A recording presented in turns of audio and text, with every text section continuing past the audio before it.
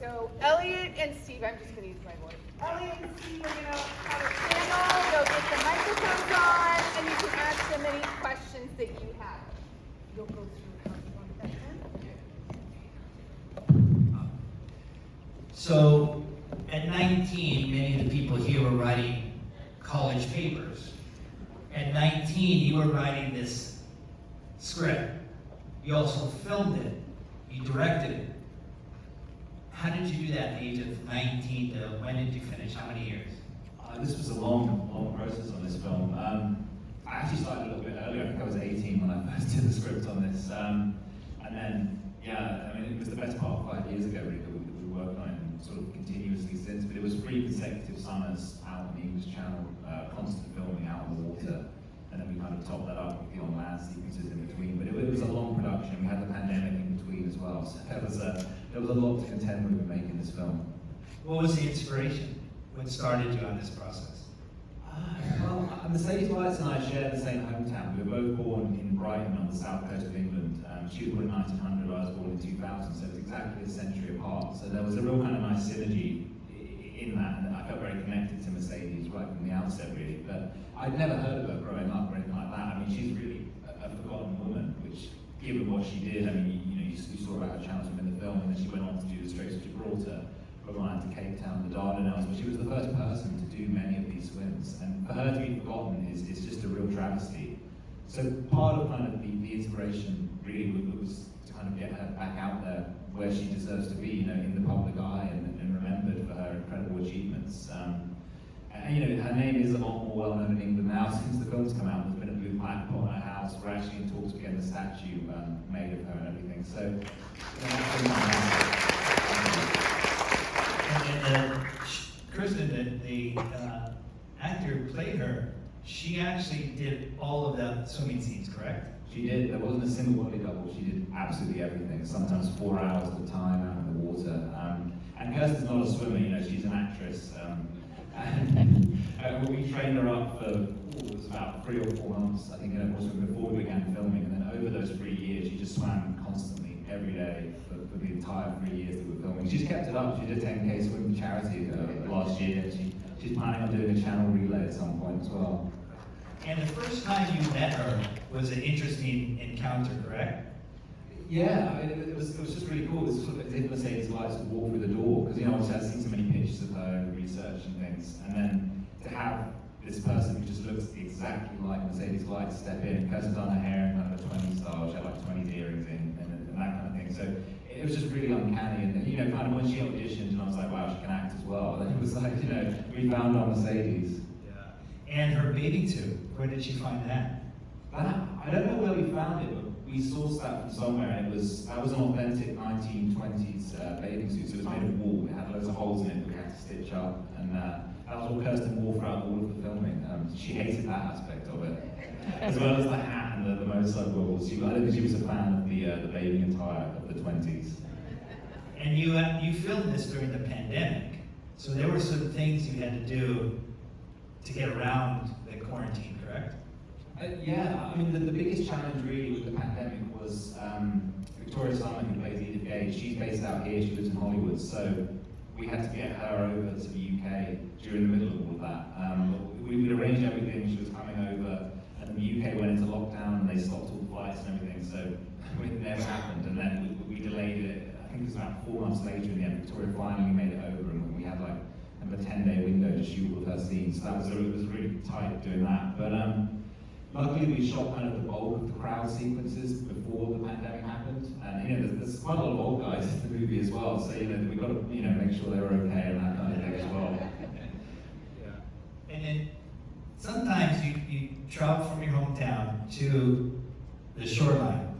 Then what would happen if the weather didn't cooperate or the lighting wasn't right? What happened in those cases? Well, I mean, we took safety very seriously on this film, you know, because we are out there contending with Mother Nature. So it was very important that we respect the English Channel, and if our crew, with the captain of the boat was taking us out, and the safety people, they said, you know, it's not looking good, we're not going to go out and film, then we would respect their advice and go back. There was one occasion where we didn't, and things could have gone very, very badly wrong. We we were out shooting one morning. It was for the end sequence actually, where the sea's dead flat, it's grey, and we kind of were using this. It was sort of the calm before the storm. We knew there was a storm coming in, and we needed a couple of hours to go and get a few more shots. And one of the actors, he had rehearsed for something else he was doing, so we had to drop him back on the harbour and then come back out. And to save time, my dad, producer Simon, he opted to stay in the little rowing boat. Well, we had a rib, like a safety outboard motoring, so he sat in that and had the rowboat on a string. So we, went back into the harbour as quick as we could, changed the actors over, and as soon as we were going back out, there's little kind of droplets of rain coming down, and then we get further and further out, and then the visibility, I couldn't see the edge of this circle. That was how bad it got. It was a fully fledged storm by that point. There was hail, there was rain, the waves had picked right up. He's out there floating around in a little dinghy. So we couldn't see him. We had no idea where he was. So we were looking around everywhere to try and find him. Eventually we did. He's here, so I guess I get a spoiler.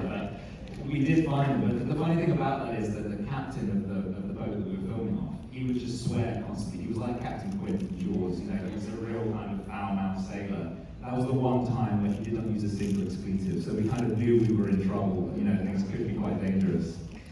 And you were filming out in the channel from April to October. What was the water temperatures during those times? Cold and colder. The channel is chilly. I think the height of summer, goes up to about 17 degrees, maybe even a bit less. And then in October, I don't know what the temperatures were, but I think they were below 10. Yeah. So for those of us who aren't familiar with Celsius, that would range roughly in the high 40s, 47, 48. They were out there to a high of about 66. Wow. And then, so what's on the horizon for you now? I've actually co-written another film with Kirsten. It's a true crime thriller set on the south coast of England in the 30s. So we've got that written, and we've got a bit of money raised for it. We need to raise some more, and hopefully we'll be shooting that quite soon. We've also developed a few other projects, a couple of US-based ones that we're quite excited about as well. We've got the scripts, we're working on those scripts for those. So there's quite a lot going on. It's just bubbling up in the background, and hopefully we get back on set quite soon. As I was watching the film, I had two questions, and I actually didn't know. And I've done a lot of writing and research on her. I didn't realize that she swam both breaststroke and freestyle out there.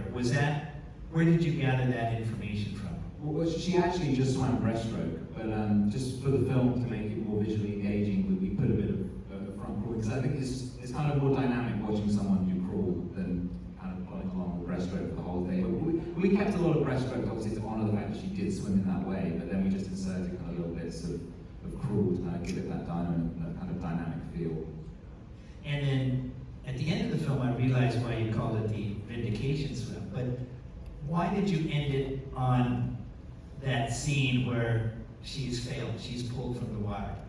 I think that sequence, when I first read the story of Mercedes Gleitze and kind of what she accomplished, that sequence for me when she failed to swim, that was what really drew me to the project.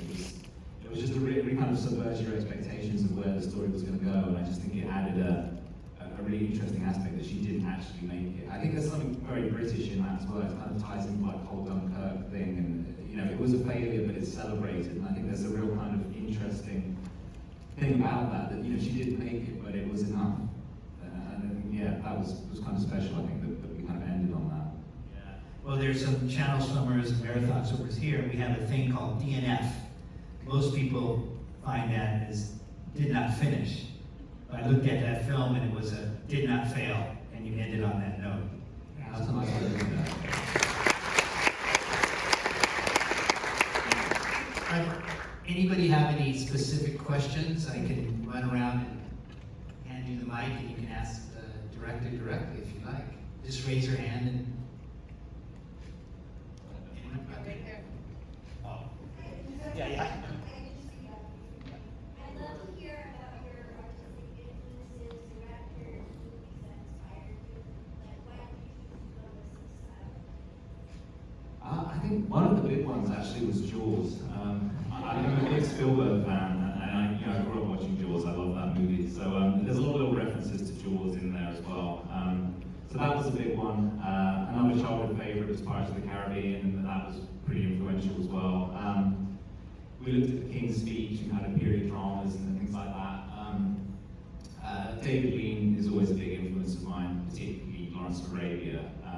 That is probably my favourite film of all time, so that I think will influence everything that I do, but it did definitely influence this, especially in sort of search for identity that Mercedes Gleitze goes on. She goes from being this kind of German, but is she British, kind of outsider to finally being accepted as British. That was kind of very much inspired by sort of Lawrence and his kind of his path of sort of finding himself in David Lean's film. So yeah, Lean is a big inspiration as well.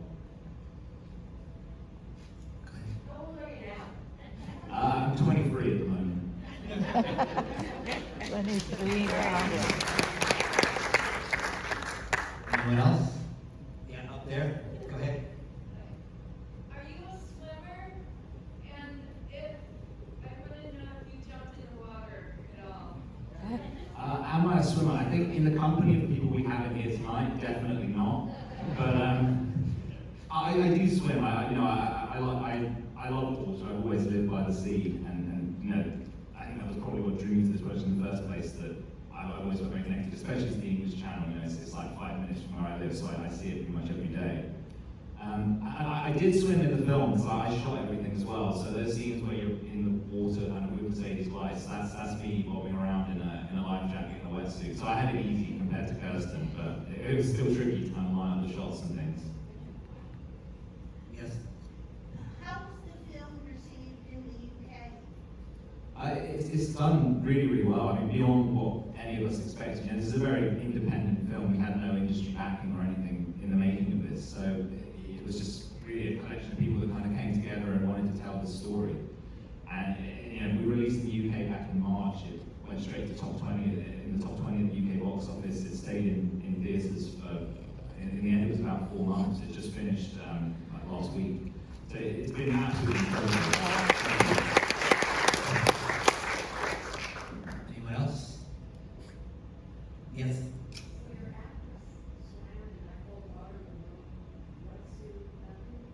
No, nothing at all. For every single scene she's in the water, that is her, yeah, in that woolen bathing costume. We had yes. No, yes.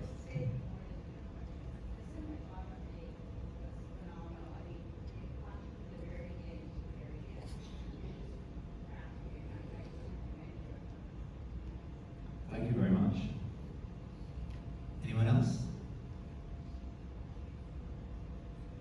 Well, yes, go ahead. The leap from, so you're 17 years old, you're 18 years old, and all of a sudden you're 19. What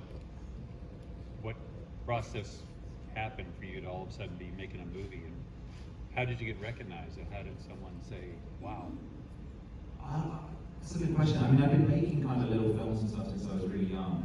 There was a project when I was, I guess you call it elementary school here, we call it primary school in the UK, but it was when I was around 10 years old. They didn't do any lessons for a week, and instead the whole class made a movie. It was an adaptation of Lion, Witch and Wardrobe, and that was kind of my first experience of actually making a film.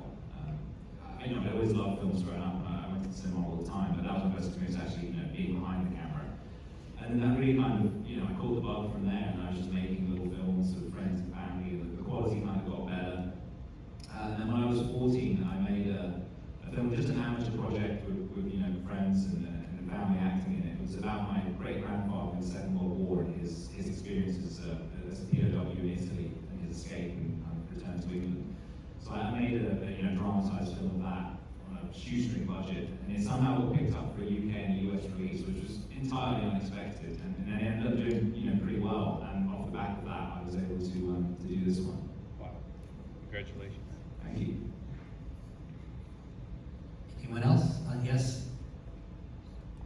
It's just wonderful that we do know her story now, Mercedes. But in England, like people who are sports fans, like I would say in this country, we don't know Richard Emmy either. We're getting to now.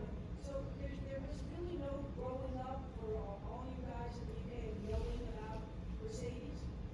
Not at all, and I think it ties in with kind of the fact that Gertrude Edley, she's not, like you say, she's not that well known and getting more well known. But I think part of it has the fact that they're women. Because in the UK, everyone's kind of heard of Captain Webb, who was the first man to swim the English Channel.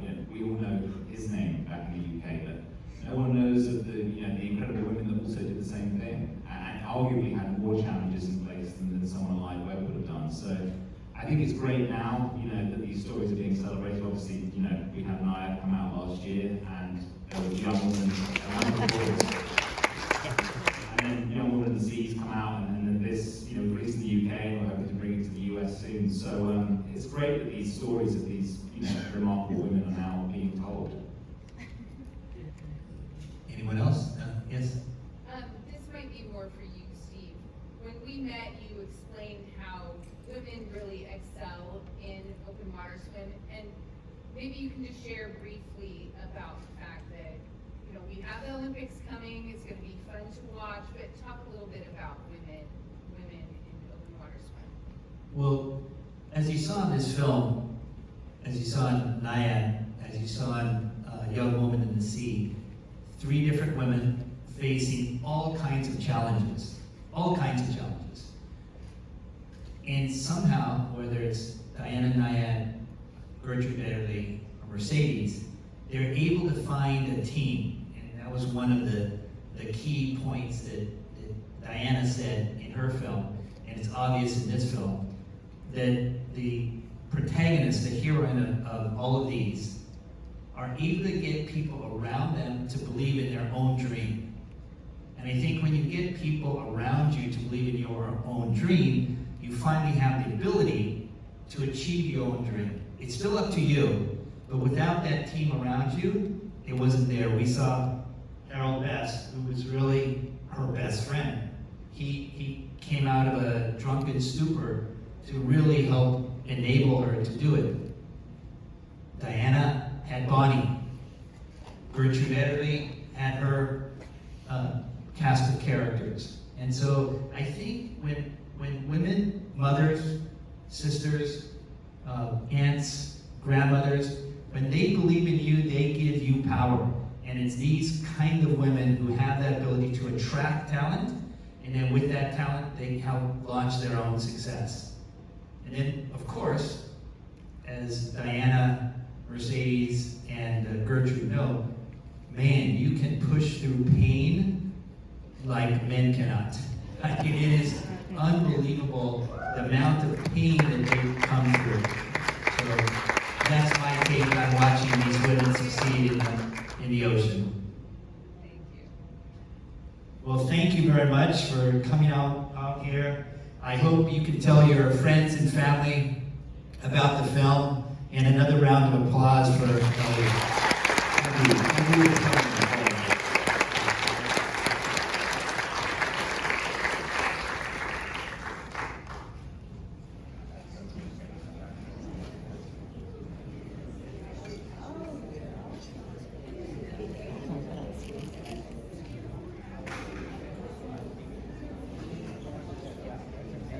Actually, if you don't mind, as you're coming down, we sort of stand around here with this nice big in the background and have a group photo. I think that would be pretty cool.